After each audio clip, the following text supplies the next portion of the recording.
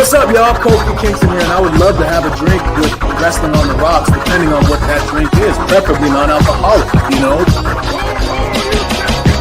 How's it going? I'm the Celtic Warrior, Seamus. Wardlow here. Soda. I would love to have a drink with Wrestling on the Rocks. I would love to have a drink with Wrestling on the Rocks. Maple syrup. I would never have a drink with Wrestling on the Rocks. Welcome to my birthday! And welcome to the dive bar of the IWC. A new episode 1. Again! And for your drink with you. What?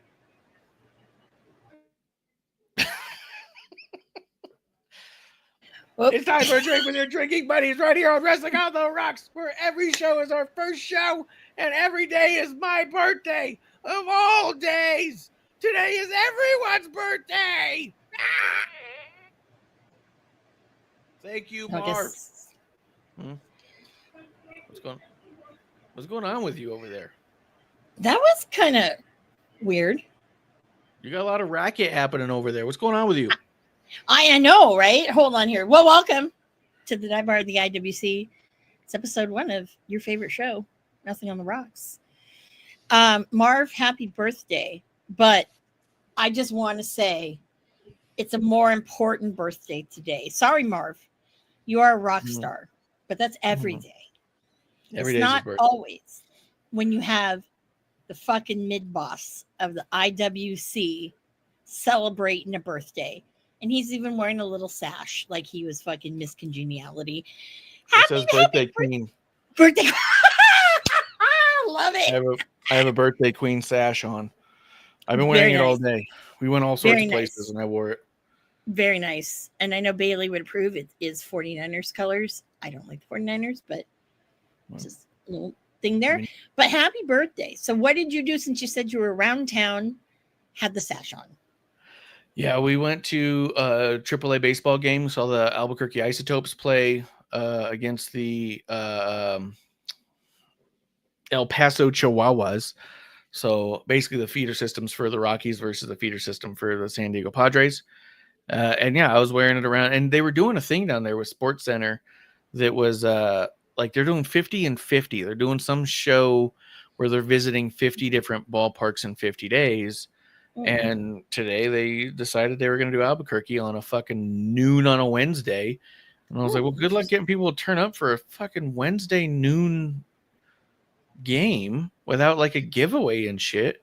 But you know, a lot of people turned up. It was one of the busiest times we've ever seen this. So Wow. It was really cool. We went and did that, and then we went for a swim in the pool in our complex, and then we went out to eat at a little Italian place up the road. And yeah, it was funny. There was a lot of people either super embracing the idea that I was wearing a sash that said "Birthday Queen," or old men who were seemingly disturbed and confused. And I'm No. like, it's just a sash, buddy. My wife isn't bothered by it. Why are you, old man? So, whatever. Yeah. But it's fun. Right. Yeah. Well, that's great. But yeah, that baseball, yeah. You can try to go see the I'm going to call them the Athletics. You can go see the A's. No city attached to it. Aren't they? They're just the Athletics now. I don't know. I don't honestly. I don't care unless Oakland's attached to it. But yeah, so they can go there to Sutter Health Park with nobody there. AAA ballpark charging for the good seats $150. That's Don't ask. insane. It's That's awful. insane. But They've always been good to us with like the veteran stuff for producer lady. yeah. She gets Mhm. usually pretty good seats for a discount. This time Good. they were giving away like you could get anywhere from 1 to 4 tickets, and all you had to do was pay the processing charge. So it was like $8 for 2 tickets. Wow. Yeah, it was fucking good. And they put us in a section with other veterans, and so they were all talking shop, and I'm just sitting there watching the game. So it's cool. That's It was awesome. cool. Yeah. That's awesome. So, what's your birthday drink? So, what's in your glass for your birthday? So she went and picked up this bottle that we've been eyeballing for a little while. We are big fans of Basil Hayden. I Okay. didn't bring the bottle in here with me today. I know a lot of times I do, but one of the flavors that they make that we've been eyeballing for a while, she finally picked up, and it was called Subtle Smoke. It is a Basil Hayden. Yes. With smoke, so I got that up there. Oh, your audio got weird, but it's episode. Did it? Yeah. Is it still weird? Is it still weird? No, now no. I bet you the mic picked up me shaking the ice in the glass and tried to Probably. adjust for it, Probably. and just instead fucked up. Probably. It's like you are not allowed to drink, but you know what? Goddamn, it's our thing. I mean, if not, what would we have? No, it's true. Yeah. Yes. I don't know. It's only episode 1. Yeah. But you know me, I have my usual Coke with in the can. But I will say I'm going to Ranch 99 this weekend. Gonna pick up some soju. Was it? That's 1999. What are you talking about? What? What's 1999? I thought you said something about 1999. No, I'm going to Ranch 99. Ranch 99. Asian grocery store. That's cool. Gonna pick up some soju. Get some soju. Get going. Well, I'll tell you the last time I did soju. I know the first time totally went off the rails. You were there, obviously. Episode 1. Mm-hmm. Second time, not as bad. The third time was when I had to babysit everybody. And I was like, whoa, okay, that's a little much to ask of me drinking the soju. That's true. Yeah. Little much. But, we got to share birthdays, but yours is the most important, then Marv. And then some of these people, like, I don't know, Barry Windham, happy birthday. Hillbilly Jim, I love Hillbilly Jim. Such a nice man. Happy birthday. Jerry Sags, happy birthday. Who is this? Who is this? I don't know who that is. Okay. I know. So rude to me. Who is this? Happy birthday to who is this? Who is that? Shelton Benjamin, happy birthday. Ludwig Kaiser, happy birthday. Personally, I love this guy. Vic Joseph, happy birthday, dude. He's gonna be turning 40. Wow. Vic Joseph? Right. Yeah. I'm like, I thought he was a little older. But I don't know. That's just me thinking. And 2 other birthdays. One, I need to wish the happiest birthday to goddamn fucking, this is the fucking man. Goddamn Joey Janela. Happy fucking birthday, dude. Happy birthday. And finally, this birthday, because I'm going to lead into a segment with it, I need to wish a happy birthday to one Adam Cole, baby. So, happy birthday. If you know someone who has a birthday I didn't mention, please drop it in. You missed 2. You missed Bret Hart and Charles Robinson. We did that last week. Or did we not? No, their birthday's today. Oh, I'm fired. Oh, I am fired. And so is Camille's. Oh, I'm fired. You want to talk about Charles Robinson? Because that's your band. That is offensive. Oh my you God. Forget about Charles Robinson and Bret Hart of all people on today. Well, ridiculous. I screwed Bret. Yes, this is the birthday. The birthday screw job. Yeah, I did that. I mean, speaking of Charles, I'm on the Topps site right now. I was gonna buy those. They have a new Charles Robinson trading card. So anybody who's watching, if you go to Topps now, there's a Charles Robinson Topps Robinson with him getting tackled by Cena. It's available for order now to July 5th. So it's only a couple days, and it started today. And to me, I thought that was really cool. Robinson even mentioned about 10 years ago on an old post where he found his old WCW NWO trading card, which actually I have. Oh. Of course you do. He'd found one of these, and he was all like, I hope one day to have like a Topps Now card with WWE. And he's like, that's awesome. And so the idea that they did it is really cool. I mean, he's had a few other cards, like, there was this embossed one that he did with WCW that was pretty cool. And then I have another one that they did a little.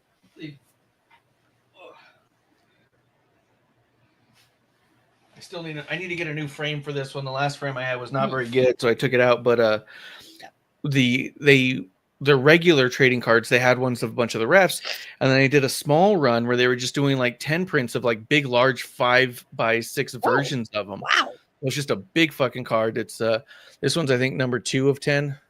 Oh wow. It's hard to see in there, right but there. like, I can see that it's numbered.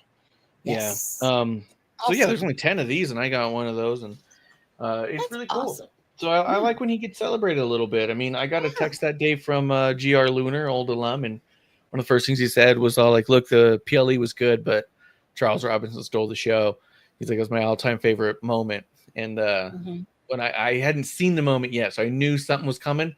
And then I saw him run out, and then saw Cena fucking just yeet him like a fucking freight train. It was so cool. It was great. It was great. It was great. But we'll talk about that in a moment. But because of news, so Adam Cole's ex-woman, Britt Baker, apparently really wants out of AEW. I thought she was already out, but okay. No, she's not. She's still under contract.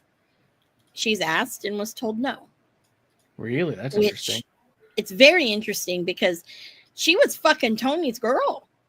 Tony fucking fucking roomed her asshole.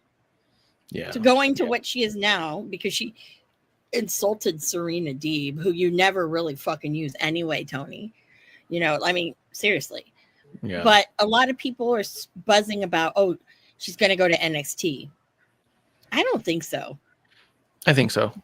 You really? Why do you think so? I wouldn't put her anywhere near the main roster yet. We've already had Jade Cargill come directly to the main roster and not do well. Yeah. She's doing better. Obviously, every time she goes out, she does a better job. But she had a lot of struggling to do there. Penta went right up. Yeah, she did. I don't think just going straight to the main roster is that helpful for everybody. And the one thing that I saw from Britt Baker the most when we watched AEW was she had a false confidence. She was really confident in really bad stuff, and she didn't know how to be on TV. And I mean, even AJ Styles said that he wished he had 6 months or so in NXT just to get a feel for how WWE does stuff, because it's way different. Balor, KO, Sammy, they all went through NXT, and it served them very well. Shinsuke as well. I think that it would be a disservice to her to not make her go through NXT and tighten up what she knows how to do, make it better, and B, honestly, check her attitude. You know what I mean? Like, I think that the only things we've heard about her backstage from the beginning was that she had a bad attitude. And I'm sure she's very humbled now, seeing how it can all just be taken away, right? But there's still going to be that ego. The ego is, I deserve it all, right? Where I think the humbling is, but it's not always up to me. It can all be taken away anyway. So I think that there's going to be like a yes, sir, yes, ma'am kind of attitude from her coming in. But I think that you need to put her in NXT for 6 months to a year to see if she can even fucking do this, you know? Well, my thing is she's not gotten better all of this time from, if you look at the original All In to last time she wrestled. Yeah. She's not gotten better. No. And she has the whole thing to say of, oh yeah, I was the fucking face of the women's division. That was me. I built that. And I'm like, no, you were going back to the original All In. There were 4 women in that thing, that match. Chelsea Green went to WWE. Madison Rayne already was contracted with ROH. And then who did you have left? You had Tessa. But honestly, I think that if anything, if there's anybody who really fucking should eventually go to WWE, that's fucking Tessa. But that's just, you know, a lot of people disagree with me, but I fucking love her. But with Britt Baker, it was like you were given, like, you were like worshipped by Tony. Okay. I don't know if it's because he got sick of her shit. I know I fucking don't like the fact, I don't like how she treated Thunder Rosa. Yeah. No. And probably some other people. And the problem is with that WWE locker room, you've got some of those drama people that are there and those click of it. So when you think about it, you've got fucking Chelsea Green and you've got all those fucking mean girls there. So you're going to add another mean girl to it and whatnot. No. And besides, right now, NXT has better women than Britt Baker by a long shot. Yeah. So I just don't see it. I don't even, you know, I think she should just hang it up. Just be, you know, you had a good run. You did it. There's no shame in being a fucking dentist because it's a very respectable career. So, you know. Yeah. This is my opinion. I mean, on the flip side, if she never showed up on my TV again, I wouldn't notice. Like, it's not, I'm not aching for her, but I do think that if you do bring her in, if it's me, I put her through the NXT thing to just make sure that we get this right this time. Because I think that, I don't know. I think she had a lot of room for improvement, and I wouldn't want her learning on TV. We've got enough people messing up. You know what I mean? Yeah. I don't know how you feel about Jade and her match with Asuka. That was just not good. It wasn't great. Not good. I mean, some parts looked all right, but it wasn't great. And I think that Jade has a long way to go, but I don't think she has a lot of years ahead of her. So I think that that's why they're pushing her the way they are right now, is that she has a presence, she has a look, and that can't be denied. Yeah. But she's not able to hang with everybody else, you know? No. And it was really evident. And it's kind of like, yeah, you really should have gone to NXT. And even if it was just for a little while, that's fine. Because, you know, you can't keep training, you know, oh, I'm on the main roster, but then, oh my God, I'm at the fucking Heart Dungeon. And then all of a sudden, you know, I'm bringing fucking Pretty Ricky to go fucking, you know, help me out, you know. So, but it's not helping because it's just the same. Just like Britt Baker, it's just stale and the same. You know? Yeah, I mean, and he also said that like Britt Baker was never getting better. She was kind of the same level the whole time she was in and out, or in and off TV. Yeah. A lot of that has to do with the fact that she didn't apply herself, just flat out. No. I know for a fact that there was trainings being run at different times where she walked Yep. by and was asked to join, and she said no. She said, I don't need to. So I think that's why you would have to put her through like an NXT system and saying, unless you can keep up with all these college kids, there's no space for you on the team. You know what I mean? Like, Exactly. prove you want to be here. Prove this is what you want to do, and not just your easy way to fame and fortune, right? Because as we see a lot of people get released, or even a lot of the women coming up, like, kind of bums me out the amount of them that just do photo shoots, the amount of like lingerie and bathing suits. And I mean, it's a little bummer to see Cora Jade doing that stuff, seeing Elena Black that way. I mean, she looks great. Obviously, she's young. She can do that. But to me, it's a bit of a bummer when like you come in and the story I'm being told is that you look up to Bailey and Sasha and that they're the reason you got into the thing. And then the second you're released, it's, well, you are a bunch of pervs anyways. I'm going to, like, she said, she had some tweet like that. She goes, well, if everyone's going to drool over me anyways, then I'm going to make all the money I can off of it. Yeah. And so it's like, okay, cool. You can definitely do that. But it makes me as a fan question to a degree, what are your motivations, right? Are you really grinding it out because you're passionate for wrestling, or were you really just excited to get enough of a fan base that now you don't have to wrestle anymore? You can just do sexy things online. There's nothing wrong with that necessarily, but I don't see the correlation in like my passion for wrestling has brought me to this level of modeling or whatever, right? Like with Mandy Rose, it was way different. She was she was an athletic model who got into wrestling, and when wrestling cut her loose, she went back to what she did before. Yeah. And she made a shitload more because she had a bigger platform. Like, she did it in a way where you go, yeah, that makes a lot of sense. You know, like I could see her doing that because that's what she did before. And now she has a bigger platform. But like for every single woman to come through, like, I mean, that Izzy girl, Bailey's super fan, did a countdown to turning 18 and then a month later released kiss cards. I'm like, what are we doing? You know what I mean? Like, and I get it, and you're gonna sell them, and that'll be fine. And but what are we doing? Like, I want to see the passionate indie guys and girls who I watch and go, that's someone who wants to be the greatest wrestler they can be, and not, oh, here's someone who's trying to see how much money they can make in this thing and become famous enough to where they don't have to get a real job, right? Not that it's not a real job, but I'm saying that in the idea that like what I believe what I do as a podcast producer is not a real job, right? Like, we're not talking about typical 9-to-5s. You have an office job. You have a real job, right? Producer lady goes to an office 9 to 5, Monday through Friday. That's a real job. Like, those are the grinding jobs. I've done those past ones. I've worked law enforcement. I've worked security. I've ruined my knees. You know what I mean? Like, my back is trash. So I understand hard work and the grind. And so I also understand the benefits of not having to answer to people in that way. Yeah.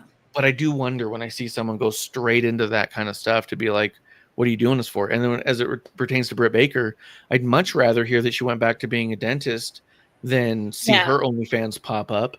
You know what I mean? Yeah, no, totally.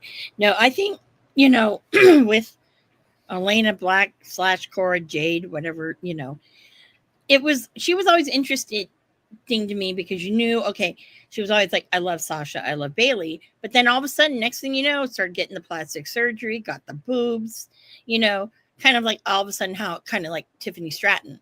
I mean, she was fine without all that. And then all of a sudden, oh, I'm back. And it was one of those things of, okay, with Cora Jade, you were working with pretty good people. She's working a lot with fucking Roxanne Perez, who she's great. Okay. You can't deny that. But I really kind of wonder too, I think part of it's not just the wrestling though, because since nobody knew about her having that weird like pregnancy or whatever, that also kind of like raises flags because one, if you kind of look at her timeline of dating, you can figure out who was the father. I'm not making this more Povich, but I think I figured it out. And Wait, who had a kid? Elena, Cora Jade had a pregnancy. Really? I And didn't know that. you didn't hear that? Oh, No. so she had a pregnancy earlier in the year and something, I don't know what it's called exactly, but she had a lot of complications and almost died. Lost the baby, almost died. That's insane. Did she talk about that in an interview? Is that like in the podcast? She has. She talked about it with Chris Vanderlei, and Wow. she's talked about it a couple of times. I know since she just she's did a been- pod with Mandy Rose actually too, which I was She probably interested talks in. about it with Mandy. Yeah, she Yeah, probably talks that's with insane. Mandy. That's crazy. Yeah. But if you look at the timeline of, because all of these guys, it's like fucking revolving door of dating. Fucking Damian Priest, dude. You just were with fucking what's her face? Caden and Katana. Caden, you were just with her. Christmas. Mm. And now Yeah. you're with Lola Vice now. So I'm like, all right, very incestual. But again, who else is dating other people? Well, when you look at the timeline, that was Braun Breaker, and she was with Braun. So no wonder they probably broke up. But I don't know anything, people. I'm just speculating. So yeah, this is something I don't know. But if I'm right, but yeah, but no, it was very tragic. And then of course her injuries. Like when you're injury prone, what can you do? I mean, it's a tough call, right? Like, I mean, I think that's a little bit out of our realm of what really happened with her. Mm-hmm. You know what I mean? As far as that goes, like, I don't know. Like, she did seem to be getting injured quite a bit, and I think a part of that is just like you think it's the exuberance, right? Like, you want so badly to be back in, and then you want so badly to prove that you're not going to get injured again that you go really hard, and you probably go too hard too fast, and then you hurt yourself again. Like, that kind of shit happens. Yeah. I don't know that I would say she's injury prone, other than I would say she spent a lot of time injured. You know what I mean? So I could see that just being a point of contention. But at the same time, sometimes, and we've seen it with other people, we saw it with Ron Killings. Yeah. Sometimes there's not a really good explanation as to why they let someone go. You know what I mean? Yep. Like, we can speculate all we want, but there's every possibility that she was let go for something completely else than the idea of how long she spent injured. You know? Oh yeah, absolutely. Speaking of injuries, so I guess it's WWE's turn to be like fucking AEW when they had an injury it seemed like almost every week. Oh yeah, there was a big wave for a bit. There's a huge wave right now. But one of the ones that did you see it was Raw on Monday. Yeah, I saw Raw. Yeah. Okay. So obviously, two of the people who were on the injured list, we've got Chad Gable and Grande Americano. But Grande Americano, huh? They weren't both on the injured list. Yes, they are. They were. No, they both were. They were not both, just Chad. Yes, they were. No, they both were. They must have taken him off then, but they both were. Adam Pearce specifically asked, he said, so I assume this means El Grande is also on the injured list? And Chad said no. He said, you never know with him. You know? He was. You got to go look at the sheets, man, because he was. But this time it was somebody on Raw. I'm trying to figure out who it is. Oh, that was Ludwig Kaiser. Is it Ludwig Kaiser who's doing it? Yeah. Yep. Oh, yeah, it was super clear to me. What made you see that? His face, his eyes. Oh, you could. Oh, I wasn't. Yeah, you can see like into the mask. You can see enough of his eyes, and then on top of that, he was standing like Ludwig stands. You know what I mean? Like he basically put his arms to the side. But yeah, that was Ludwig as hell. Like so much so that before I even said I think that was Ludwig, I popped in my group chat and saw 3 or 4 other people saying like, "Oh, check it out, Kaiser's back," and a bunch of people, other people had also seen what I'd seen. So yeah, they're doing Ludwig now, which is kind of a funny way to use him. You know, it's not the worst thing, but yeah, he's getting used. Yeah, Yeah, so I think that's kind of awesome. So yeah, we'll see what Better than doing what nothing. happens with that. Yeah, I know exactly, right? But yeah, that injury list is God. It seems like a lot of your superstars are fucking injured. Yeah. Because Drew, my Drew, and Is Drew officially injured? yeah, he's been yeah. on the injury in the list. Hold on, let me pull it up. I know KO obviously, and he's about to go into that for that surgery. You know, you got Gable, Liv Morgan. Okay. Hold on, here we go. Let me pull it up. So here is who is on that injured list. So we've got obviously Chad Gable, Ilya Dragunov, still injured. Oh shit! That's another injury prone person. Zoe Stark, I don't think she's going to come back. Apollo Crews, Rey Mysterio, and Tama Tonga. Rey Mysterio, I remember Tommy. And Apollo then, Crews, is Apollo Crews really injured? Like, what happened to him? He's been off TV for I like don't know. 2 years. I don't know. And then something happened to Noam Dar. I don't know what. No one knows with that one. Huh. And they're missing people on here because I know there's more. Kiana James is sidelined for about 6 months. Let me see here. KO, we know. Obviously, Big E, probably not coming back. Brock Lesnar is technically injured and inactive. So that's that. But yeah, no, it's really it's very, very interesting because you've got lot of injuries out there. So I know it's weird. It's almost like AEW. But speaking of Tom, those are some pretty yeah, useful people. Yeah. Yeah. And that kind of sucks that you have these people that you're like, oh damn, because that's kind of how that is. And then you have other people that are off doing their thing, like the Miz, he's off for a while, you know. And then yeah, see, that's what I don't understand.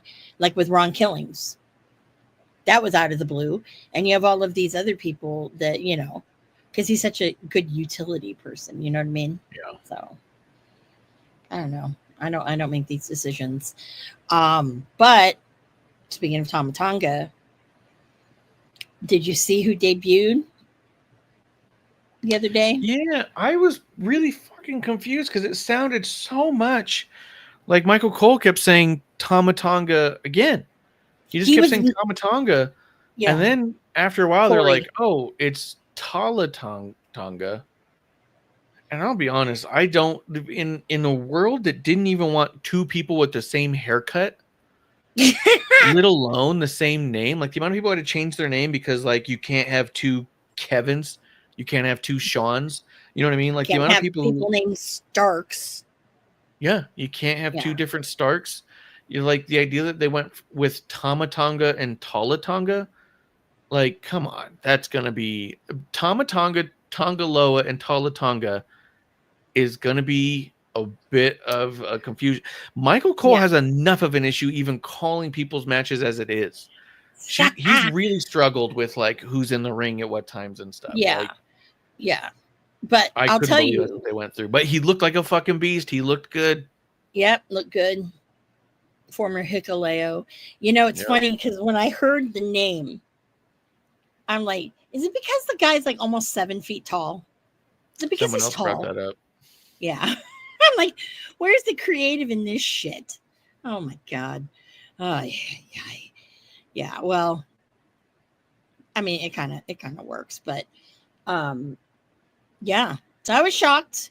So we'll see. It's I don't know how close to Tama Tonga for me, but I am excited to see what he does. It is very close to that, you know, and that you know, it's their family, so you know,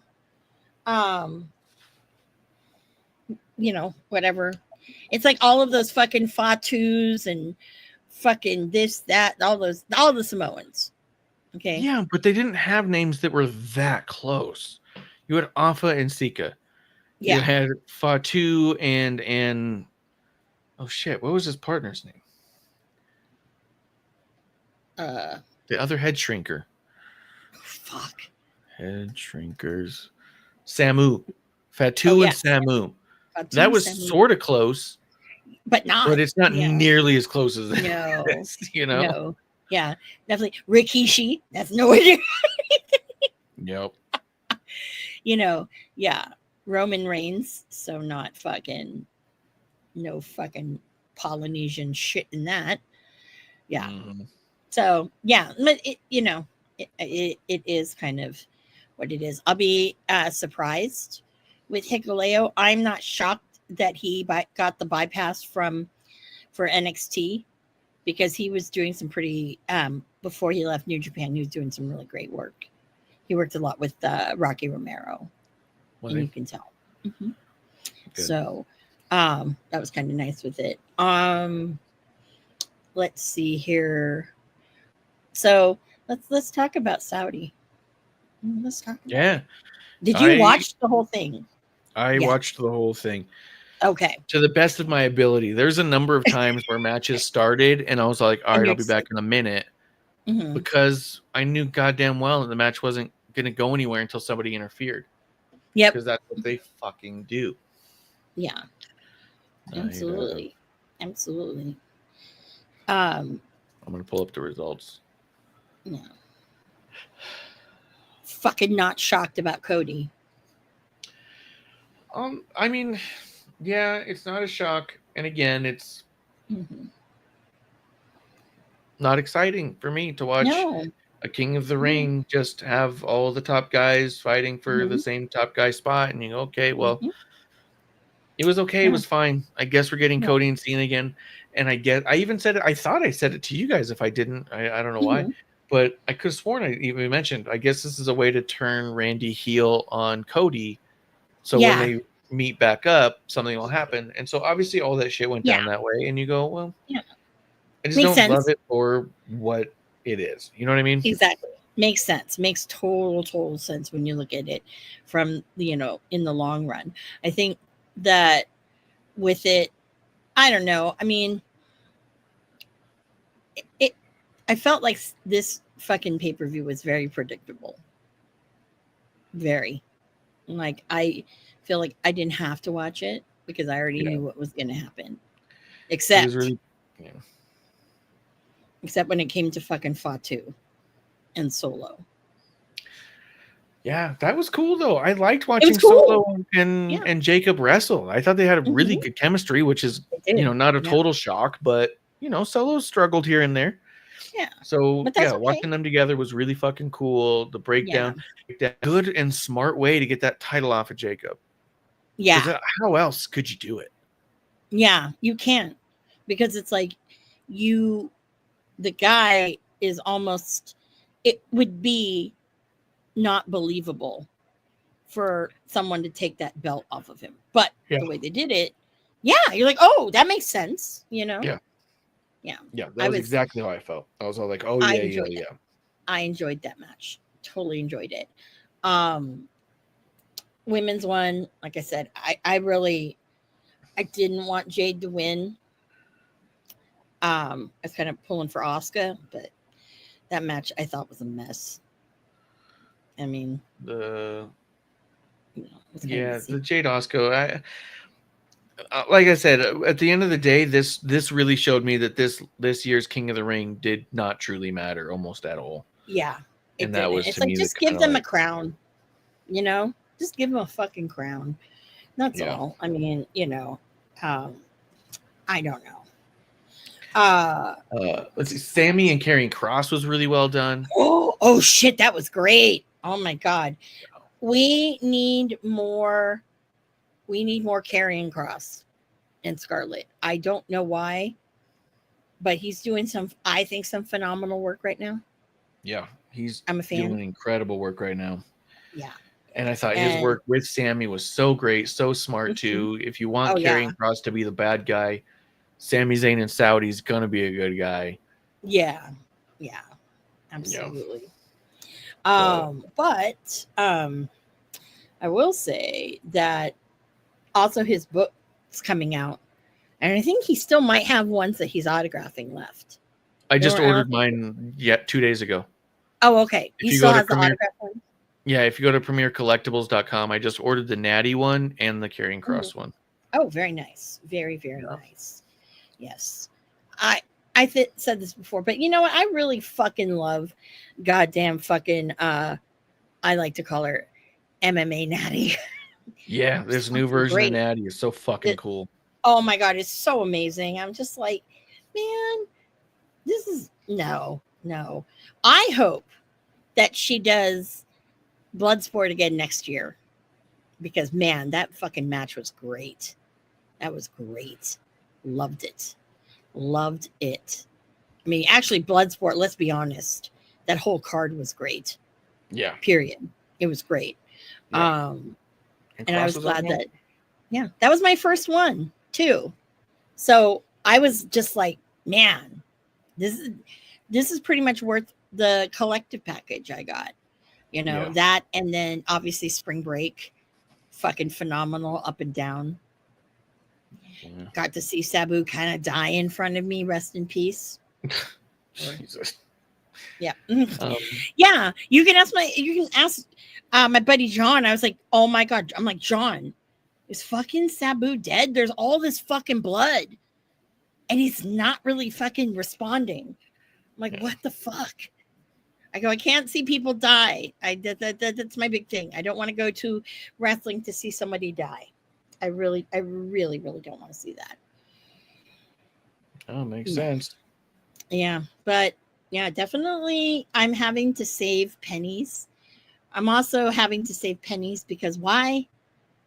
I fucking need to see goddamn fucking John Cena up front at home. Preferably it's going to be at the Shark Tank, because then that way it's a memory. It's like, I'm like, can you come close enough so I can grab your ass again? No, probably wouldn't happen. Yeah, he may not lean into it. But I will say Cena, and I didn't realize this. Cena, I saw a couple people have pictures with Cena, and I think these were from these had to have been from Mania. He was doing all sorts of fun, crazy shit in the photos. So no, that was Fanatics. That was the Fanatics Fan Fest. He was doing all sorts of shit. Well, was that Fanatics Fan Fest? Yeah. Because if I were given the opportunity, I'd say, hey, John, you probably don't remember this, but so can I have a picture you turn around like, ooh, like the copper tone girl and get your butt? Either I'd be kicked out of there or he'd go, yeah, let's do it. I'm like, he's like, oh, I remember. Oh, I remember.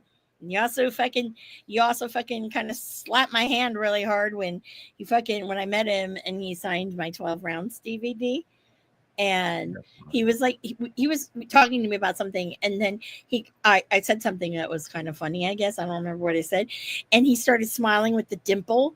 And I was like, stop that. And I hit his hand really hard. And the security guy behind him was like, whoa. And he was like, I can't help it. I go, the dimples. Yeah, I fangirled a little. Yeah. I did fangirl. Yeah, I'm not going to lie. I did. But, Raquel and Rhea, I thought was not amazing, but it was solid. I liked Roxanne's stuff going on. I like all the stuff going on with Roxanne right now. Yeah, Roxanne, I think that now it's great now that this is the good time for her to be up there on the main roster. Oh yeah, I really this is great. Willis, he is hella tired. I am too. Good to see you, Willis. What'd you do? He just came in the room. I know, but how'd you make him all tired already? I didn't make him all tired. He is hella tired. He probably went to the gym, if I'm not mistaken. Mm-hmm. He said July 1, going back on the health thing. And I said, you go, Willis. You go. Yeah, no. Oh, so I think my San Diego thing, I forgot that was fucking Thanksgiving weekend. Yeah. For Survivor Series. Yeah. So that's why I think I can go, because I'll be in San Diego for Thanksgiving. I will go. And actually, I was looking at the airfare, and you want to hear something sad? Oh, you're welcome, Willis. For me to fly down to San Diego, right? It's expensive because it's, the holiday, but it's cheaper for me to get a first class ticket than coach. So you know what I'm going to do. Oh, well, then, yeah. Yeah. That's not bad. Those who can do. Those who Yep. can do. Yep. So I know. I I'm haven't still on bought the it fence yet. about how much the tickets are going to be to get in to begin with. It's making me nervous. So Yeah. we'll have Well, to you see. know, Money in the Bank, that black market dropped so much between Worlds Collide and like an hour before the door opened, they fucking went. Yeah. Yeah. So I sat in a seat that I only paid like 100 something for. That was like a $400 seat. And that's in the fucking shitters too. I know. But Their seats have been so bad. Arena is fucking amazing. Most beautiful arena I've ever been in. I will say hands down. Right. Hands down. Yeah. I mean, you have fucking, they're comfortable seats. They're not those fucking hard plastic-ish kind of shit. They fucking have padding on it, and they're kind of wide. And I love the way they stagger the rows, because when you actually have a seat, because it ensures that you can see, and it gives space between, you and the person sitting behind you. So it'd be kind of hard for, like, if you had someone who had kids and they kick your seat, it'd be very hard for them to do that. Bring me with you. Willis, that is an expensive airfare. I can't do that. You're welcome to stay in the hotel with me.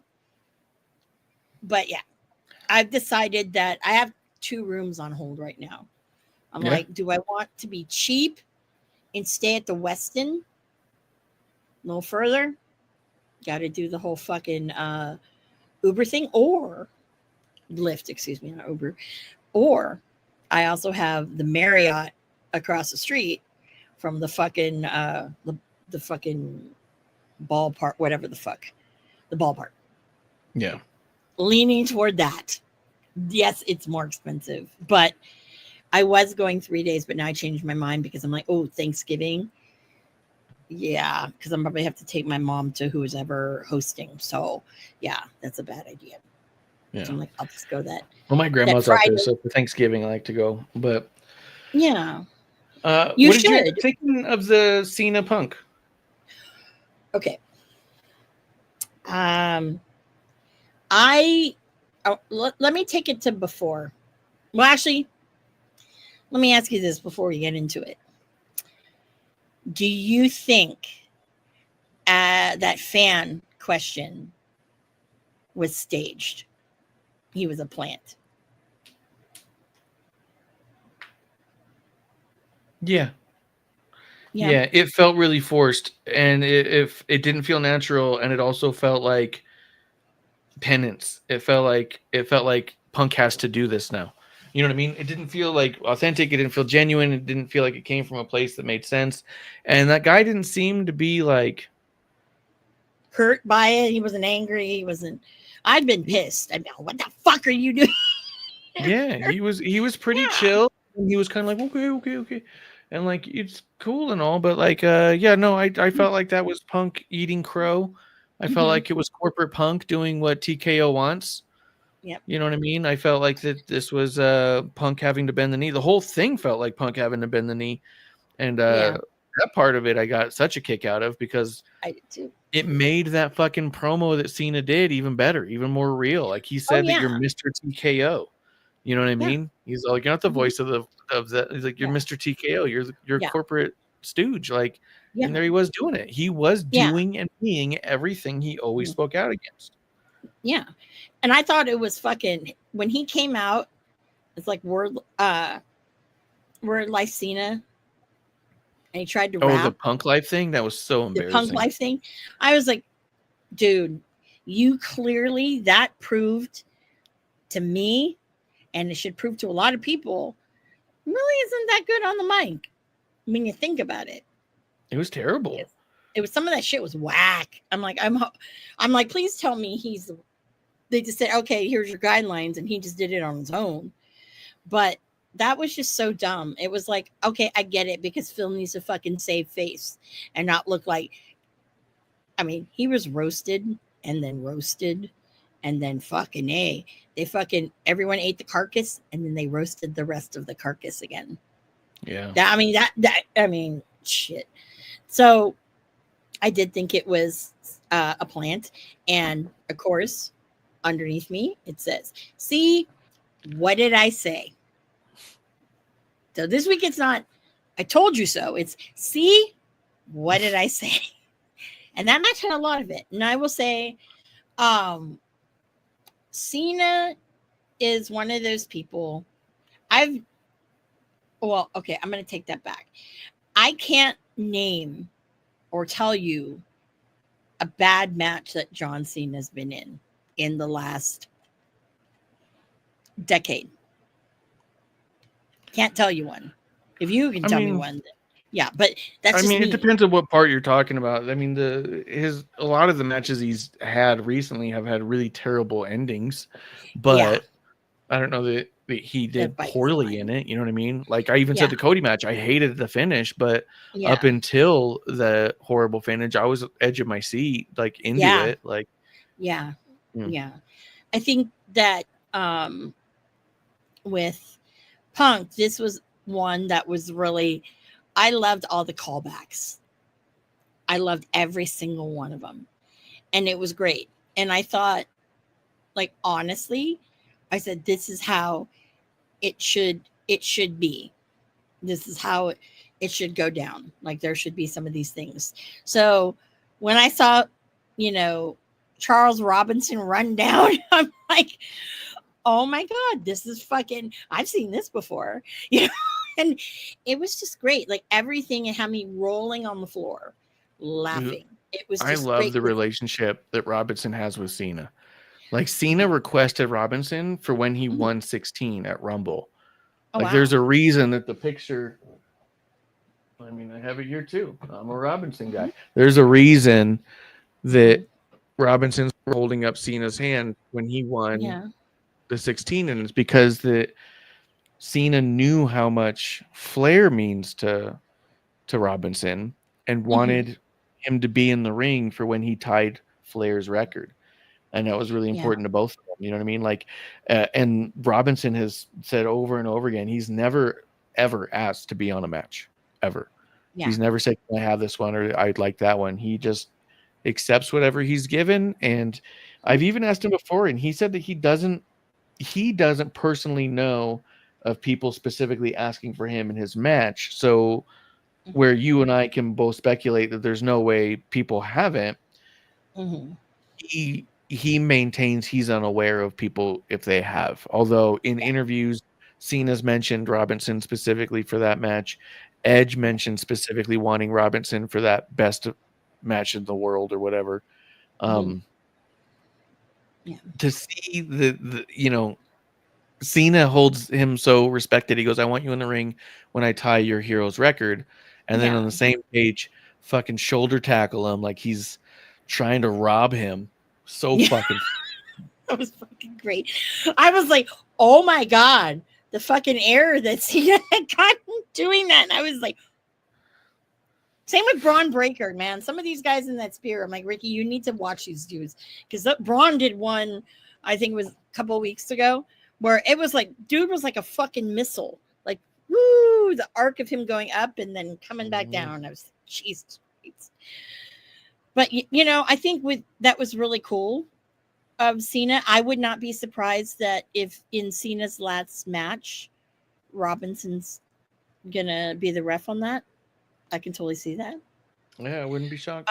Yeah, I really can see that.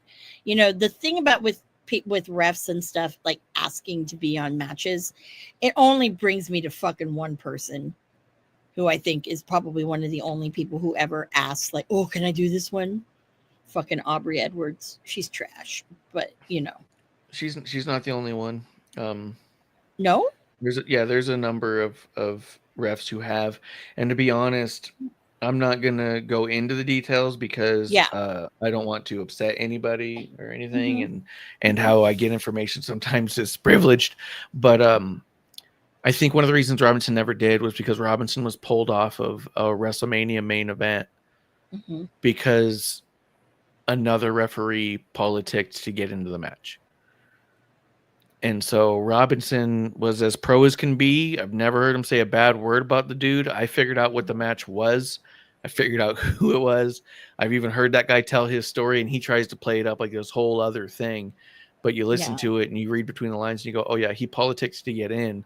He wanted that Mhm. match and got it, and ultimately hurt Robinson's payday and his you know, Yeah. one more little thing that's not on his list of things he could have done, right? So Yeah. there are people who have in the past, and definitely I'm sure continue to. Oh, this match Oh, meant yeah. a lot to me, XYZ, and and sometimes it's Yeah. super justified, right? Yeah. That's Mhm. why I was surprised that Robinson never asked, because Mhm. I could understand him thinking something would be important to him and wanting to be a part of it, but at the same time, if he got burned like that so early on in his WWE tenure, it was Mhm. after they came over, then Mhm. I could see him being like, I don't want to make anyone feel the way that made me feel. So I'm not gonna ask her politic. And if someone wants me on their match and they get it done, then that's up to Mhm. them, and that's not a me thing, you know. Yeah. But yeah, nothing but Absolutely. respect for Robinson, and Yeah. what a fucking chuck, fucking That was beautiful. That was just I was just like, man, what else is gonna fucking happen? And it was great because I went back to watch the Money in the Bank, and I was like, all the feels, all the feels. I'm like, it's almost like, you know what? That had to be done. It had to. And it it was was. just, I think that whole thing was just perfect. Unfortunately, Phil, you're the fucking doormat and people need to walk all over you, but that's fine. But Yeah, it I love it that was picture that was posted. I sent you where it's him laying Mhm. down, looking up with the giant Saudi Arabia symbol. Arabia. And you're like, I thought yep. it was funny because I remember when they cut back after they ended the PLE, and he was laying there at first, and he was laying there for a while, and you see the Saudi Arabia thing, and I'm like, mm-hmm. And then he made this move, and I thought he was going to start doing snow angels. I was like, what the fuck? I'm like, are you trying to prove something to people? But what disturbed me is when he went out into the crowd, when he was walking out, fucking hugging people, letting, holding their hands, but you shoved the fucking little kid away. That's all I could think of. Yeah. And the other part of was I was thinking was fucking WrestleMania at the fucking the WWE world. People paid a lot of fucking money to get a fucking photo with Phil, you know, and couldn't hug him. Like there were girls there who were like, oh my god, in tears, they couldn't hug Phil. I'm like, whatever, I wouldn't hug Phil either. But you know, he he just basically was just fucking drying an asshole. Well, So it's the you know, difference between who he is when he knows the camera is on versus who mhm, he is when he thinks that no one's watching. yeah, When he doesn't think the camera's on him, he's going to shove a kid out of the way. yeah, When he thinks the camera's on him, he's going to hug everyone and say, look at what a good guy I am. Like I yeah, told you when he first came over, this is his PR tour. As soon as he was released from from AEW and he started mhm, showing up at fucking GCW shows and shit or whatever the fucking one was in LA, I was like, oh, he's on a PR tour, dude. Like, because even you and I have a mutual friend who got to meet him and was all like, oh, he was really cool. He was nice. And I was like, of course, he's on a yeah, PR tour. And you even said at the time, you're all like, it's crazy. I'm hearing he's like being really nice. I was like, he's trying so yeah, hard on this PR tour of yep, trust me, it's not me, it's them. And you go, okay, well, I have a feeling that everyone was involved. And I have a feeling that everyone who was involved was being an asshole.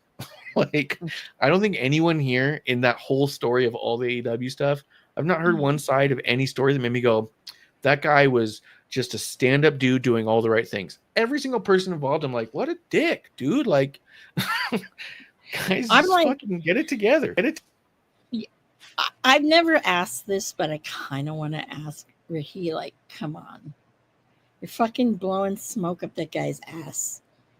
You know he's a fucking asshole, right? But why? Why are you like pretty much almost the only one who's, Mhm. says, good things? Yeah, Because it's him and honestly, Dax. him and Dax. Well, Dax and fucking Cash Wheeler, they fucking both love him, but they're all butt buddies, those three. So, but Ricky, I'm like, what? And I said, I'm kind of glad that he was fucking gone, because you know what? He wouldn't have had those matches with Danielson that were fucking amazing. 2 fucking 5-star matches. Yeah, eat that, Will Ospreay. Did they get 5 stars? Yeah. Meltzer That's gave him funny. 5. Actually, the one with the strap got a little bit more, and maybe 5.5. Something like that. All right, that's funny. But I mean, I that don't give a was shit about that, but it's funny for yeah. him, and it's also funny for these other guys who keep trying to get him. Mm-hmm. Yeah, because Ricky didn't fucking care about that shit. That's not his. Yeah. He's like, nah, I'm not. That's not my thing. But also, at the same point with fucking Phil, it's like you're fucking creating enemies everywhere. And I think right now, it's about that time that he's going to start to implode on himself. And You he'll be think? gone. You think Punk will? Yep, absolutely. I wouldn't be shocked, just because at this point, like I said, it's really come through as the humble Phil Yeah. kind of era. After WrestleMania, it was like, all right, we've given you what you wanted, now you have to give us what we want, and it's all like, Yep. you were going to expose you for the hypocrite that you are, Yep. and it's going to be easy, and we're gonna rip you to shreds on the mic, and it's going to be easy, because it's easy to talk shit on someone who has a lot of shit to be talked on. Like, he's not authentic, like you said, Cena ripped him apart, and then all he could do was come back with a very poorly written, terrible rap that I saw people who are Punk fans saying, oh, that was embarrassing. You know what I mean? I saw some people who were like kids being like, he roasted him, he cooked. They're fucking Cooked kids. what? Exactly. Cooked the top ramen. That's all I know. Yeah, Or exactly. And so noodles. it's one of those things where it's kind of like, yeah, I see why a kid would say that, because they're going to say that to anything that's said. Yeah. But the adult fans I know who watch, and even ones who like him, had a whole lot of like, "Ooh, that was embarrassing." And There somewhere. when I saw it, I was like, "This is not good." Somewhere in Chicago, there's a certain person who was probably sitting back and was like, sucks to be you. We all know who it is. I'm not going to name names. Double C's. Yeah, you never would. No. But it's very... Now, did you see the Cody and KO? So what do you want to talk about? I haven't seen it in its entirety, but I've seen a number of clips from it that were pretty cool. Yeah, I like... there's a lot of things that I really kind of liked, in the fact that, basically KO has been saying it says what I've been saying. Like, the Indies is not the same anymore. It's just not. It's a whole different thing. And yeah, it is. And for me, I love my Indies, that, but it's not like when everything was getting pretty much raped by fucking AEW. It just was, it was bad, because there weren't a lot of good people. There weren't a lot of these ones that were up and coming that you could say, oh yeah, that's the guy. I mean, there were few, but they ended up getting picked up, like, Lee Moriarty, Daniel Garcia. But I never have been impressed with Daniel Garcia. Yeah, but I mean, at the same time, but then what's happened? I'm like, I mean, as much as you were, before AEW came around, you were really, really heavy on that Triple H and WWE were destroying the Indies by taking everybody out of it. But look what they did with them. You know what I mean? Like, yeah, they took Shinsuke and they took Balor and AJ and Sammy and KO. Like, these are big dudes. Neville, really big dudes on the Indies who a lot of these promotions were really hanging their hat on. Ciampa. I won't say Gargano. Yeah, but Yeah, look what Tommaso they did Ciampa, with yeah. them. You know what I mean? They Mhm. did stuff with them where now the Yeah. AEW is doing the same exact thing. What are they doing with them? You know what I mean? Like they Show 'em. immediately put Yeah. Sammy into a program with Shinsuke and ends up getting the Yeah. title on Sammy the same night the Mhm. KO debuts and Mhm. destroys Sammy at the end of it. Like they immediately Yeah. put them in the top of those respective things and catapulted Mhm. their careers. You're Mhm. bringing in, you're talking Lee Moriarty and Garcia, and it's all like, what are they doing with them that you go, well, at least they're being successful. You know what I mean? Like you see No. that they're not there, and you go, and they're not even doing anything No. cool. No. Well, I will say, he's Lee Moriarty was a pure champion. Yeah, yeah, yeah. And he's doing some great stuff with Shane Taylor and STP. But Lee Moriarty was at the show I went to, the West Coast Pro Show.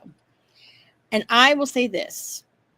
I went into it kind of no expectations, right? It's a card. We don't know who's on the card, don't know who's going to be there. It is kind of what it is. Surprisingly, we were told that none of the people got paid. A lot of them who did travel bought their own airfare. So who came out? Lee Moriarty came out. He was in the main event, and I was like, shit. On a West Like, Coast Pro show? Yeah. Mm-hmm. That sucks. They all got stiffed. Yeah. He's the fucking man, but he did a lot of West Coast Pro. Like I saw a lot of Lee Moriarty before AEW. And fucking every time. I mean, I've seen even fucking Lee Moriarty versus fucking Nick Wayne. Oh, that's good. Yeah. I mean, I saw Murder Grandpa beat the shit out of fucking Daniel Garcia. That was funny. But just stuff like that. But I think that show for me was the real spirit of the indies. It brought back to me that's 2017 through late 2018 feel of the indies. And that felt good. I haven't felt that in a while. And but it reminded they didn't get paid? No. It was called For the Love of the Game. Basically, Basically, so they weren't supposed to. Yeah. It wasn't they all got stiffed. That was part of the deal. That was part of the deal. Okay. They're doing it because the whole time I'm hearing this, I'm all like, "You said that guy was cool. He sounds like a dick. What's going on?" It's like, no. Oh, okay. No, and you know who else I saw who came? Fucking toothless Timmy Thatcher. Hell yeah. Had a great match against Brett the Threat. I personally think no, not Lauderdale. No, some guy who does. He's a technical wrestler. He needs to. I'm sorry, maybe I'm a snob. Because that's my favorite type of wrestling. But if you're doing tech submission, he's got a long way to go because a lot of things he did was very basic, and I'm like, dude, you could not hang with some of the bigger guys. He did a good job, against Thatcher, but Thatcher's, put him over. So, but that was a great surprise because I'm like, oh my God, anytime you could see Tim Thatcher, I'm all about it. And so basically what it was it was invitation only. Okay. And for the fans going in, we didn't pay anything. So what's going to happen is because I brought money and they said, pay, how much you feel it was worth. Right. But then Scott from West Coast Pro said, you know what? No, because he was going to get the money to the guys, and the guys and the girls, and they were like, no, because this was all about, it because we love this, and we're willing to sacrifice. So it was great. I will say, hands down, it felt to me like how fucking PWG Reseda felt, because it was intimate. There were probably only maybe 35, 40 people at most there, but it was pretty awesome. It was pretty awesome. So got to see a lot of great things. Adam Priest was there. That he's a one to really fucking watch. I called him Willis. I think was the one who called him like Mini Hammerstone. He kind of looks like Hammerstone, but not as yoked. Because come on, fucking no one's as yoked as Hammerstone. Come on. So it was really good to kind of see. So very impressed with it. He is doing it again in August. So I think I told him he should have the same crowd that he had last time. It was televised, but I think that crowd, it was pretty much the OG West Coast Pro people. It was OG. And I really thought that that was kind of special. There was only like a couple people there that I'd never seen before. So that was interesting, but definitely was a good time. And it's on YouTube too. That's the whole cool. thing. Yeah. Yeah. So you can hear Willis and some of his goings on, and you hear me. Well, you always hear me. I mean, shit. You can hear me fucking at full gear, fucking yelling at Osprey. Yeah. Yeah. Yeah. Everyone knows. Yes. And I was also told because of my Osprey hate, Willis doesn't want me to go with them to watch All In at Dave and Buster's. Yeah. Because No, I'm that's gonna totally get kicked fair. out. Yeah. Huh? That's What? fair. Yeah, absolutely. Why No. is that fair? Yeah, because people who want to see should not be watching with you because you're not trying to enjoy it. You're trying to razz them. I'm interjecting my opinion. That's what everybody does when you watch wrestling, okay? So, like, I've seen it with friends and they fucking can't stand, like, Cena, okay? And they rag on Cena the whole time, right? And I'm like, that's fine. That's fine. Phil Brooks, whatever. But that guy, fucking, he assaulted me. I think I have the fucking right to preach my story. Yeah. He's not winning any favors with that move. Yeah. No, that was a good one. Yeah. Well, Marty's very upset. He's like, what the fuck? And I'm like, don't talk to him. You don't have to fucking. He goes, no. He says, that fucking guy is digging his own grave. Thank you. So that was kind of cool. NXT.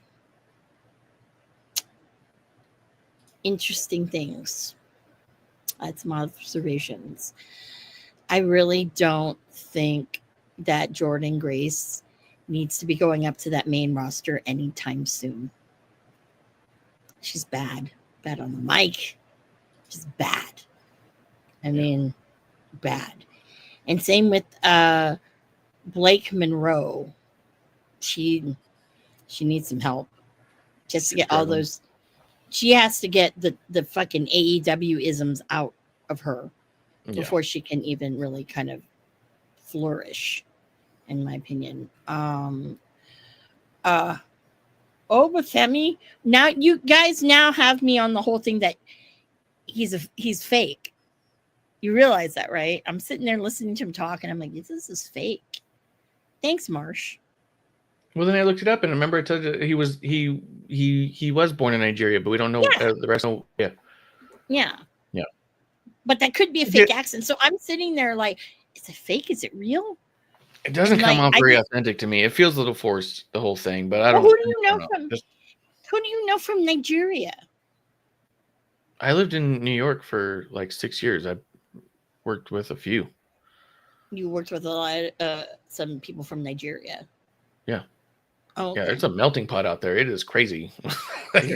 Well, basically everyone. I know what, like, the people from Senegal, how they speak. Oh. I used to buy like fucking my really good fake Louis Vuitton in LA off of the people from Senegal. Yeah. Joseph. Well, but I mean, like, I don't know. Most of what he's doing, I'm not really feeling, but it's fine, I guess. Like, no, I mean, honestly, like, he needs to lose the title. It's been a while. He needs to. But again, that's just just me.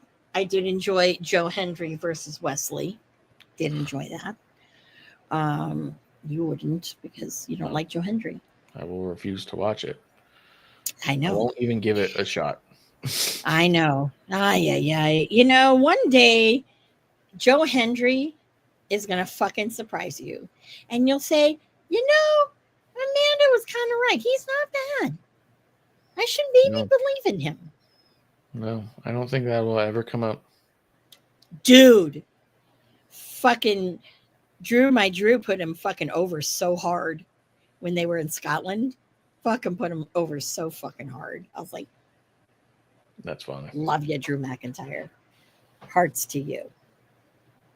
But yeah, no. I mean, it's very interesting. It's interesting how with evolution, how that's coming about, like with the tag teams.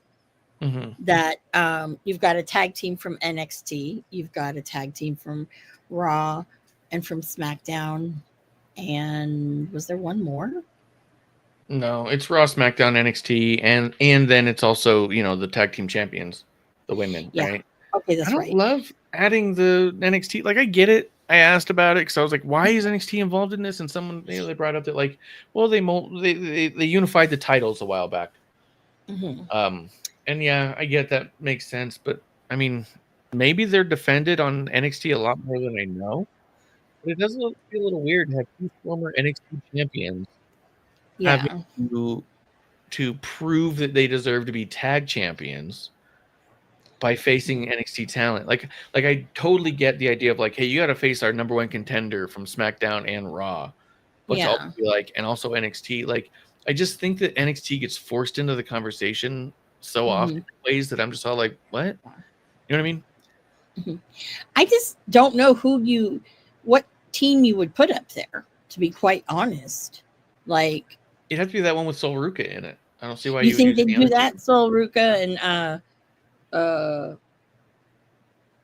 I almost called her Zendaya.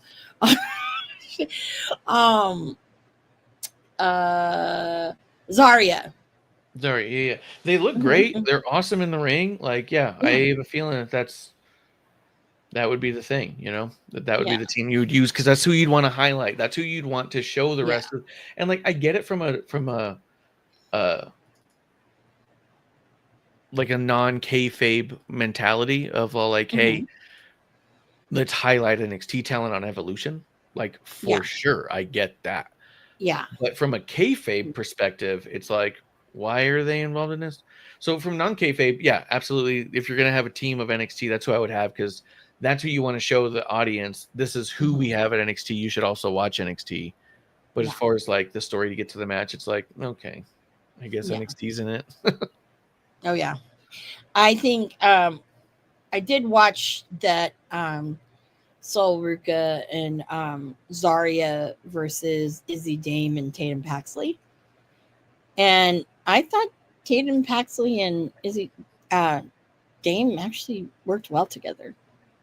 Kind of like that tag team. Don't like Sean Spears, like your favorite wrestler. No, Sean Spears lurking around all the time, but you know, that's his faction. So, you know. Well, I mean, he's in NXT. That's where he belongs. Oh, you don't want him to come back and do the 10 thing anymore on the main roster? Is he doing the 10 thing there? No, he's not. No. Oh, But you know how fucking NXT likes to be? They fucking like to have all these fucking stupid chants and get themselves over instead of getting the fucking talent over. Yeah. The fans there are awful. Yeah. I really want to go. Okay. I really want to go. I want to go. Like, you know, not to be blessed by Ricky. Although, stick your butt in my face and that's a blessing.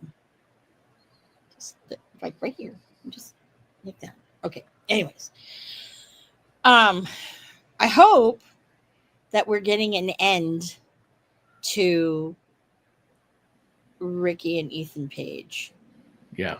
I'm ready for that to go way away. Yeah. It was kind of nice with, you know, okay, yeah, you're going to do a gauntlet with fucking the Vanity Project.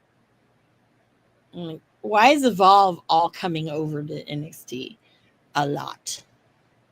I get it, but no, because now they had the 2 winners of what was it, LFG, are in NXT, because that Jasper Troy guy was one of them.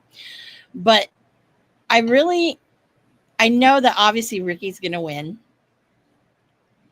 If he doesn't, then that's fucking dumb. But he's gonna win, and he gets the stipulation for him and Ethan Page. So, do you think that's going to be on Great American Bash? That'd be cool. I think so. I would think. Yeah, that'd be a cool way to do it. Yeah, I would think. Do you think, and also, do you think Ricky would get the title back? That's tough. If Ricky gets the title back, then he's sticking around. And I don't know how long you want to keep Ricky in NXT. He feels like somebody who's could potentially move on. Mm-hmm. But at the same time, he also feels like someone who they could probably anchor some shit around, and it's a little tough. I mean, I think my gut is I hope he doesn't win, because I hope that means he's moving up. Mm-hmm.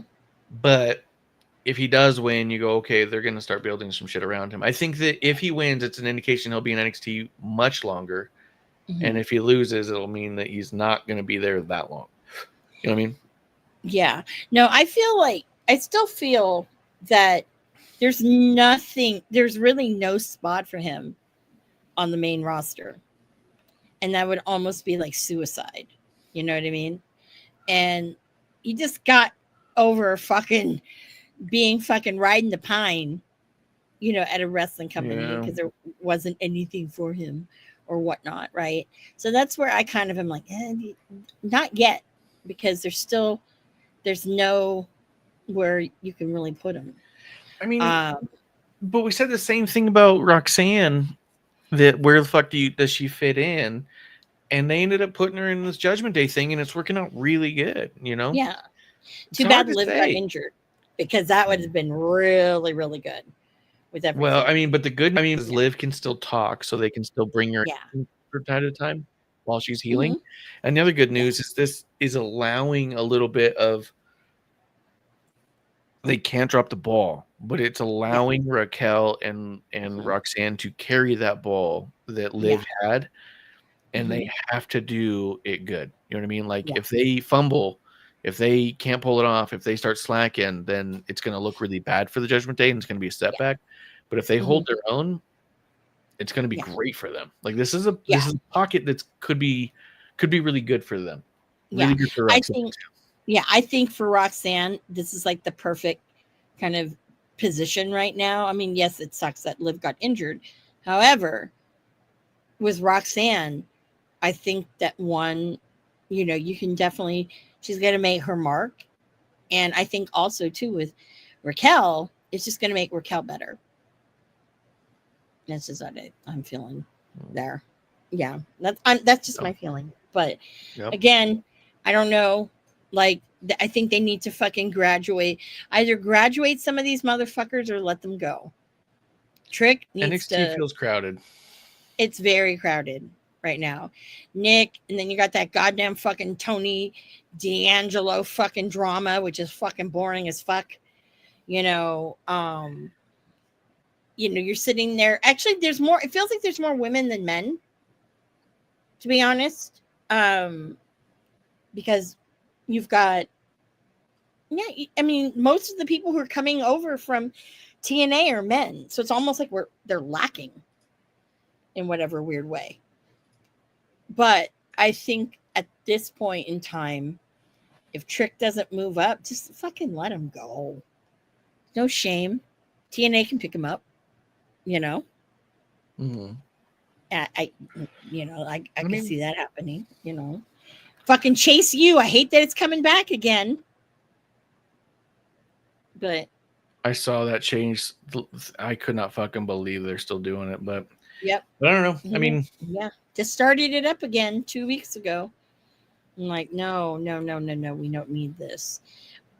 I think Ethan Page has very much proven himself in this last year.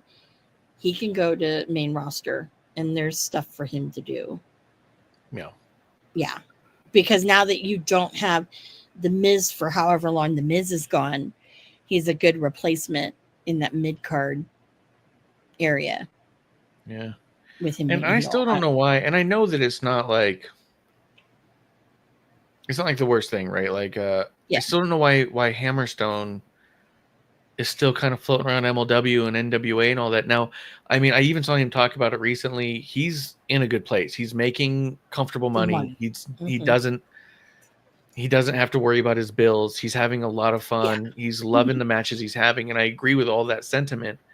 But again, we've talked about before, you can't help but want to see some of your favorites on bigger stages and stuff. Exactly. And that's where I'm at with him, where it's kind of like, dude, like, I don't have a problem with where you're at. But it's like, God, dude, do I you wish need that you to were be in a, there. yeah, why, what's in the way? Like, what's stopping them from getting to that next level with the merchandising, right? Because that's really how a lot of these dudes make money long term, is the merchandising and the Legends shit. You know what I mean? Like, once you're at, like, we even talked about it with Elena and Mandy. Why can they make a couple $1 million a year, more money than they ever made on the main roster in 1 year? Yeah. Because of the notoriety. I want that kind of notoriety for, not that he's going to do an OnlyFans. I mean, I don't think, but I'm just saying, like, that idea that he could now, if he went and did those things, he would then be able to probably go to fucking conventions and just do meet and greets as the guy who was on WrestleMania one time. You know what I mean? Yeah. Like, I think that for him, you know? Yeah. Yeah. I mean, Hammerstone is one that I've always just not understood. He's the one that really stands out of anybody. That why hasn't anyone picked you up? You know?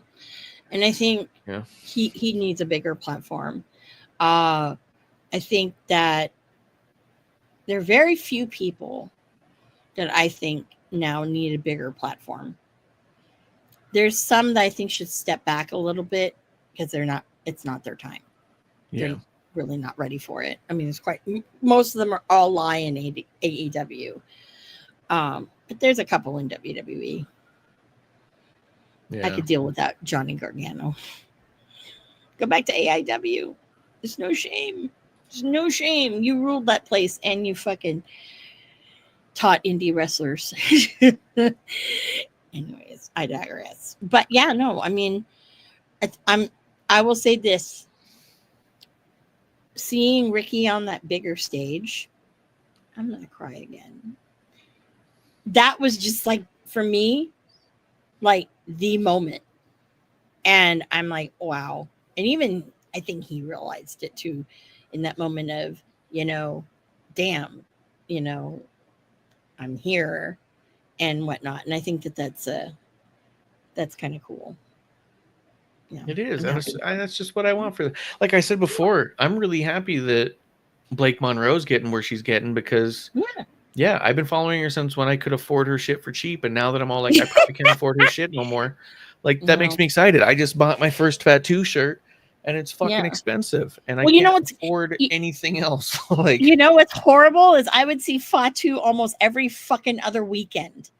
Never took a picture with him because I was just a homie. We're just fucking talking, shooting the shit. I mean, because that's how he is, right? Yeah. And I mean, and I fucking regret it not ever asking. So it's all right. Yeah, it's all right. No, I mean, I'm Ricky a lot of times. I wouldn't take pictures with the fact that I only saw him the once bummed me out. You know what I mean? But I always wanted to see him more. I'm spoiled. And that was also one of those times too where it was like the first time I saw him, I knew who he was. I knew he was going to be there, but like, he also was on the indies. It was hard to get like merch from him, so I wasn't able to actually secure a Jacob Fatu trading card from fucking, I think it's from JPW, even from 2019. I was able to get that. It was after the fact, and I kept that in my stack of like GCW cards when I went to indie events and shit. But like, the fact that now it's kind of like, well, I got that, and I got him winning the US title, and I was like, and I'll probably never be able to access him again. Yeah. I know that feeling. But I want that for Hammerstone. I want him to be out of reach. Yeah. But sometimes you can reach, and fucking where there's a will, there's a way. But like, for me, there's also other people that I really they need to have that fucking moment, and it was ripped away from them, and we all know who I'm talking about. Don't need to name names. It just makes me fucking angry. Especially now that fucking Diddy fucking I don't want to talk about that. Yeah, did he get fucking acquitted? He did on 3 of the 5 charges. Apparently at 10 o'clock tonight, Pacific time, there's some kind of special on one of the channels. My mom was telling me, because when I came home, she was like, "Oh my God, can you believe that Diddy shit?" I'm like, I go, no. I said when I was getting ready to go to work. Yeah. How do you get found guilty on 2 counts of transportation to engage in prostitution but not sex trafficking? Like those are.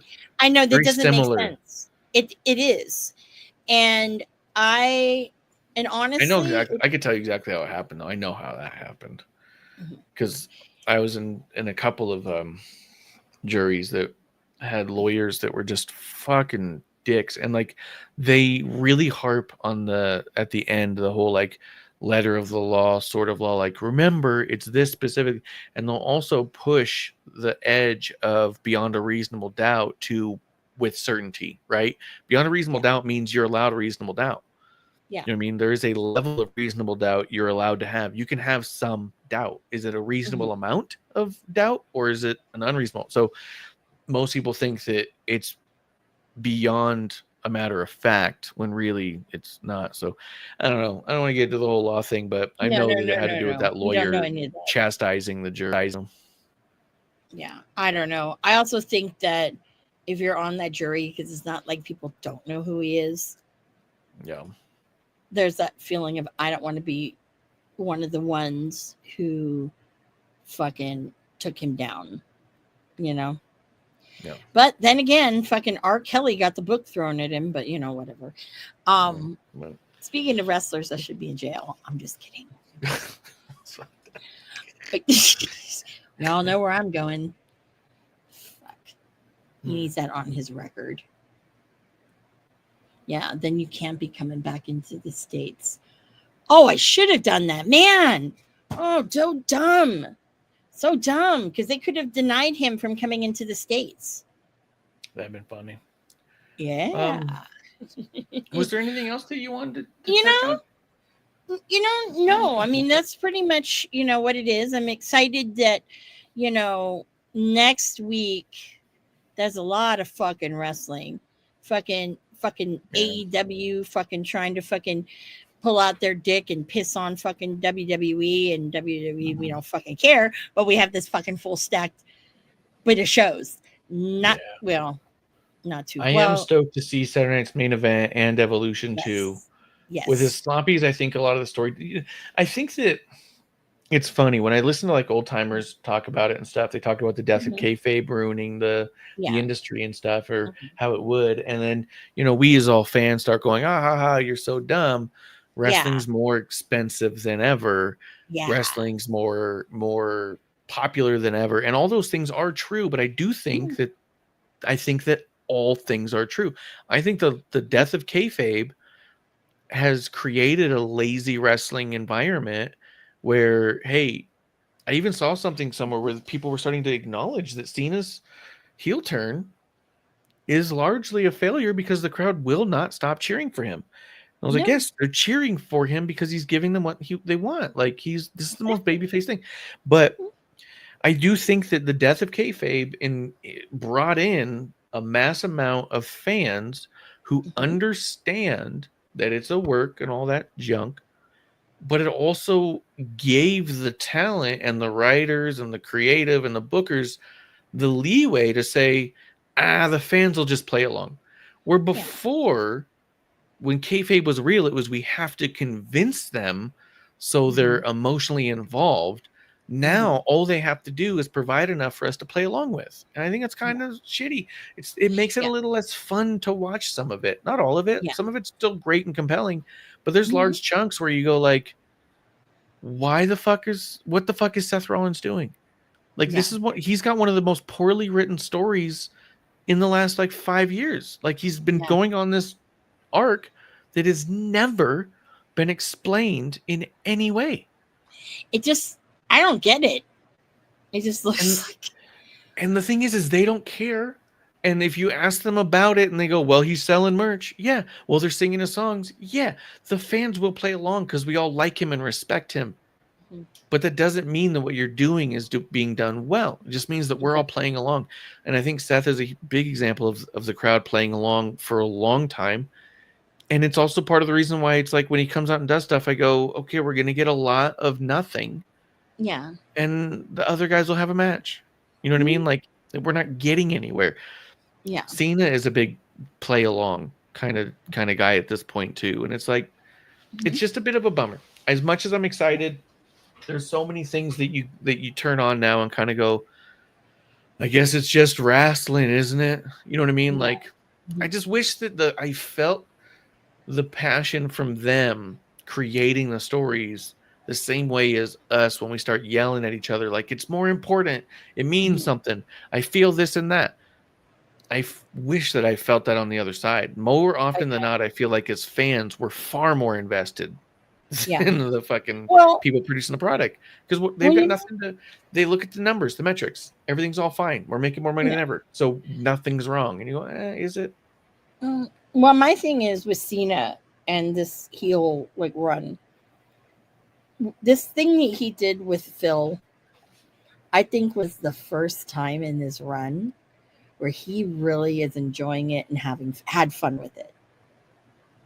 I don't know. That's just me. Because, it was a lot of, Phil had to eat a lot of crow.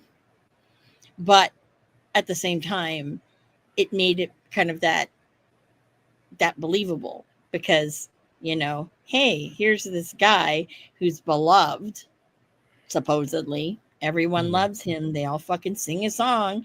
They fucking, wear that fucking the merch. I mean, they wear that fucking one that's so tired out from back fucking in Money in the Bank 2011 when he came back. That fucking best in the world one with the fucking flag, the white ringer tee. You know what I'm talking about? Yeah, I mean, yeah, no, that was my favorite part of the Saudi thing, is just seeing Punk get exposed. The whole Cena Punk thing, and I saw someone else being like, "I'm gonna say it." John Cena and CM Punk is John Cena's greatest rival of all time. I don't agree with that at all. But I do understand that a lot of people are heavily invested in it. And what I don't understand is the people who didn't see that as a wicked exposure of who Punk truly is. You know what I mean? Because all of that was right there. Yeah, I think people are blind when it comes to him, and I know there was a tweet going around about, he should apologize.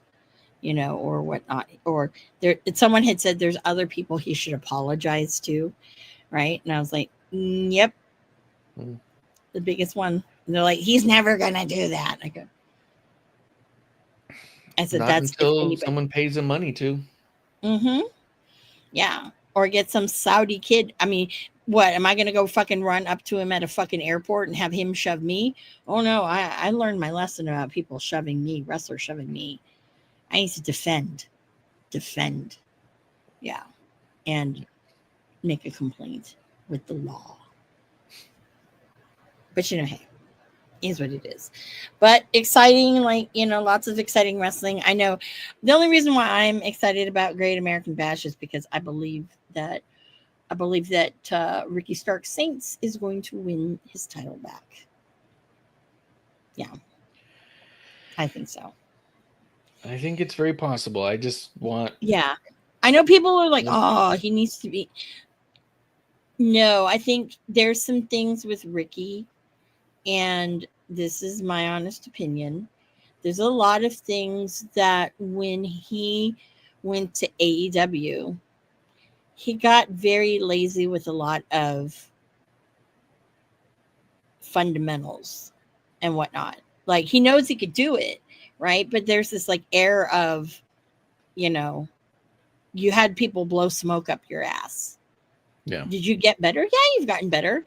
But, honestly, the only matches I can say, what was a good Ricky Starks match in AEW? And I said, well, there's 3 that I can think of. One of them was I felt was the Revolution where they did that cinematic one with Oh, that was Sting neat. and Darby. Yeah, it was That was a pretty neat cool. one. You know, it's pretty cool. And then the two Danielson ones. Hmm. Everything else was kind of like, So, yeah, but that's wrestling for you. So yeah, I think it's that time to break forth Yeah. the rhythm and the rhyme. I heard good vibrations today, so I'm rapping along with Marky Mark. So yes, so when's Peacemaker coming out? Isn't that supposed to come out in August? I know new Dexter comes out next week though, so you know that I our saw Dexter that. pod's coming back. Oh yes, oh yeah, of course your Dexter pod's coming back. Hold on, Peace. Let me see, Maker Peacemaker. season 2. Oh, there it Peacemaker. is, August 21st. August 21st. There you go. Mm-hmm. Yes, I hope we see some tidy whities again. And I'm sure it'll open with that. That's the whole point of the show. Well, hopefully they open with that shit. I'm just saying.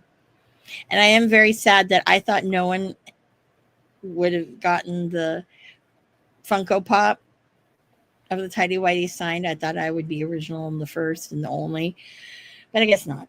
So thanks for bursting my bubble, Marsh.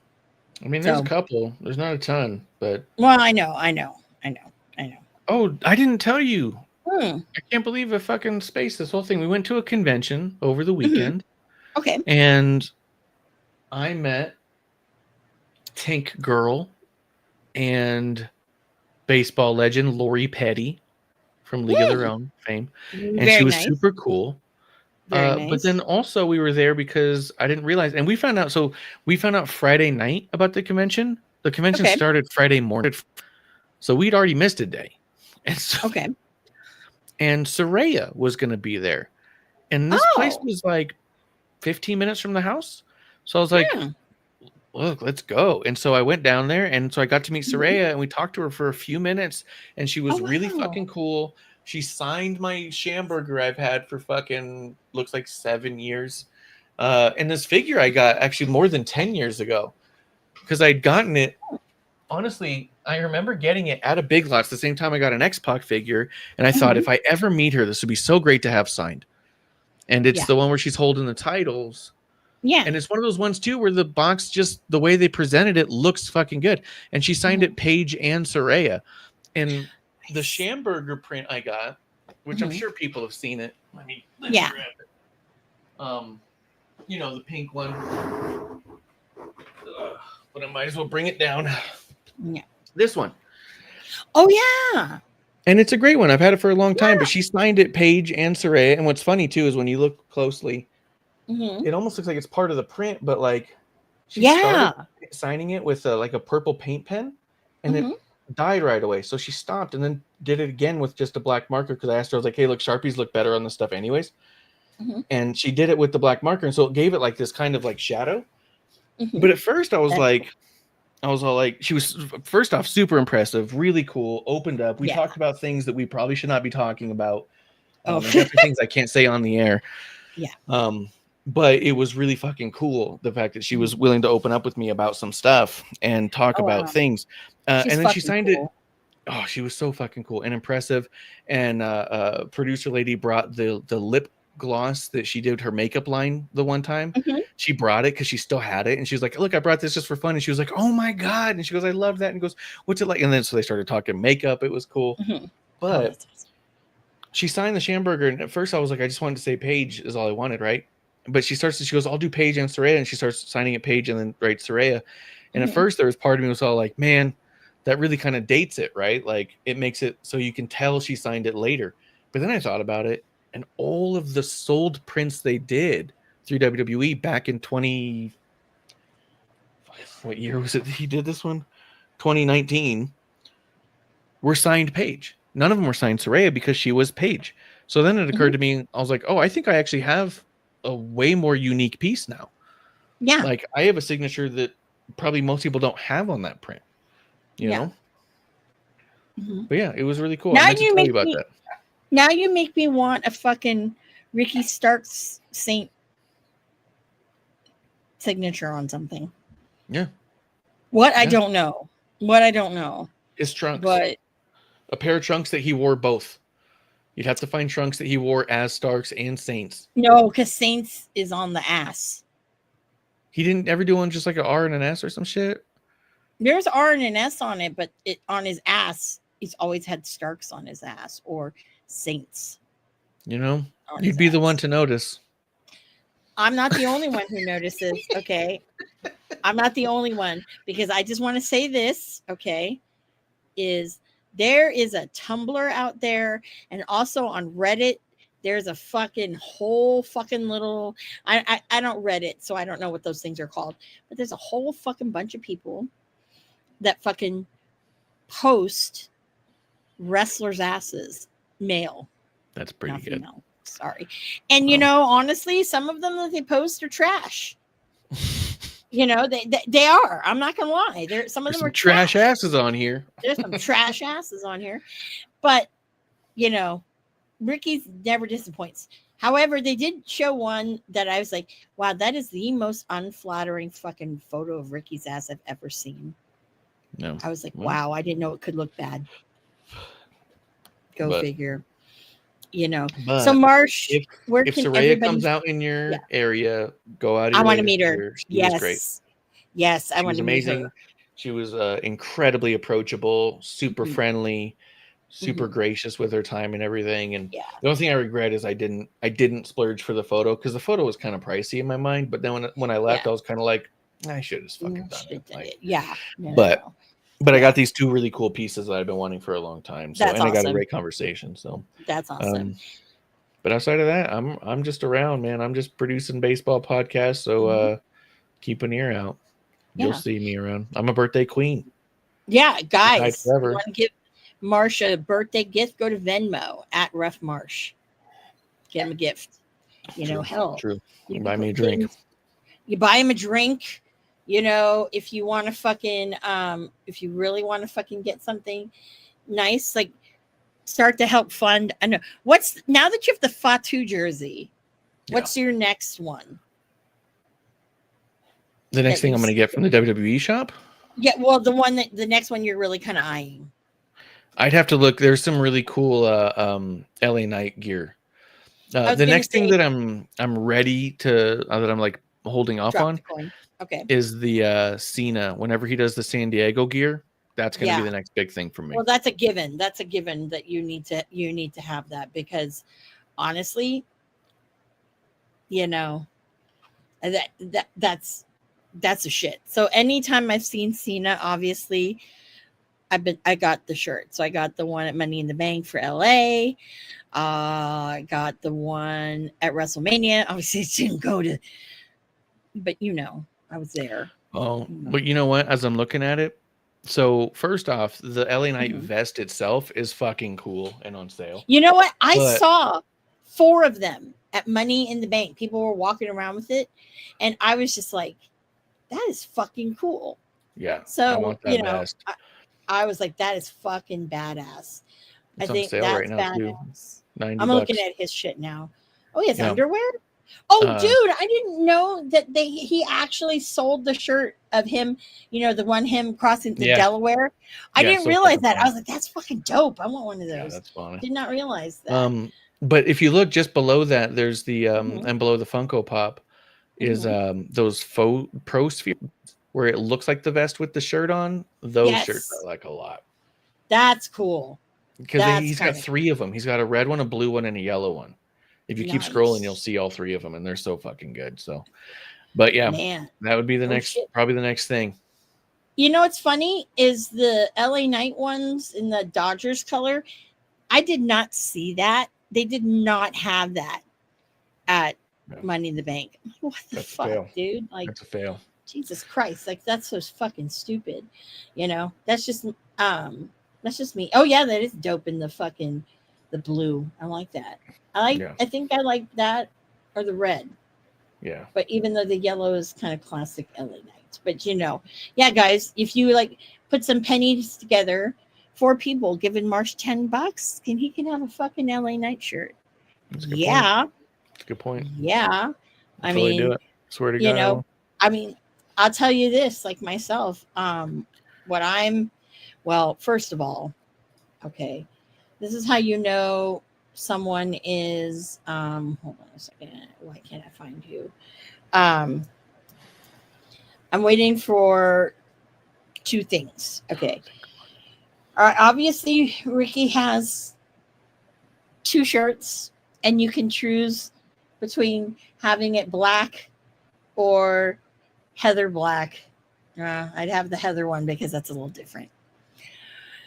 But there's that. And then, I honestly really should get that photo from when he came down and spoke. Not one that's autographed, because obviously we don't even fucking know what it says. We can't read it. We can't read it. He's fucked it up. So, yeah, I'm like, you fucked up, and you fucked up in a big way. So, yeah. And you know what? The 8x10 is only $6.99. So I have Venmo too. You can go to @Ms. Amanda Jane. Yes, you do not see his butt, but I don't care. That was a fucking moment, and I cried. Yeah, that was cool. So, guys, thank you for joining us for another episode 1 of Wrestling on the Rocks. We definitely appreciate you coming by. Fucking excited that Marsh spent his birthday time with y'all. Yeah, because that's. And this is a Bailey shirt too. I don't even know if we went through it. This is no, the Rumble jersey. No, the back of it says winner. It says Bailey. So show everybody. Let's model. I don't think I Supermodel. can Work. It just says winner Bailey on it. Nice. Yeah. Nice. So that's the only reason why I'm not in my ref gear today, is because it's my birthday. I get to wear a birthday shirt and a birthday sash. So there you go, because he's the fucking birthday queen. So, guys, wait, do you want to talk about tomorrow? No. Special? Nope. You want to mention it? No. It'll be a surprise thing. If it happens, it'll just happen. Okay. Something might happen tomorrow. I don't know what, but tomorrow is Thursday. That's definitely going to happen tomorrow. So, guys, join us next Wednesday. Yeah, Wednesday. Yeah. For another episode 1 of Wrestling on the Rocks. And that's last call, everybody. Marsh, cheers. Happy birthday, cheers. Producer Lady here. Thanks for tuning in. Continue to support and buy us a drink by putting the I in subscribe and reviewing our podcast. And cheers to